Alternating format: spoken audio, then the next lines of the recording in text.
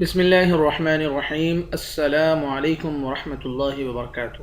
حضرت سلمان فارسی رضی اللہ تعالیٰ عنہ فرماتے ہیں کہ رسول اللہ صلی اللہ علیہ وسلم نے مجھ سے ارشاد فرمایا، جانتے ہو جمعے کا دن کیا ہے؟ میں نے جواب دیا، یہ وہ دن ہے جس میں اللہ سبحانہ و تعالیٰ نے ہمارے اور آپ کے باپ یعنی حضرت آدم علیہ السلام کو پیدا فرمایا۔ اللہ کے نبی صلی اللہ علیہ وسلم نے ارشاد فرمایا، مگر میں جو جانتا ہوں وہ بھی سن لو۔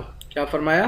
مگر میں جو جانتا ہوں وہ بھی سن لو کہ جو شخص اس دن اچھی طرح غسل کر کے نماز جمعے کے لیے مسجد میں آئے، پھر نماز ختم ہونے تک خاموش رہے، تو اس کا یہ عمل اس کے لیے اگلے جمعے تک کے گناہوں کا کفارہ بن جاتا ہے، بشرطے کہ وہ قتل ناحق سے بچے۔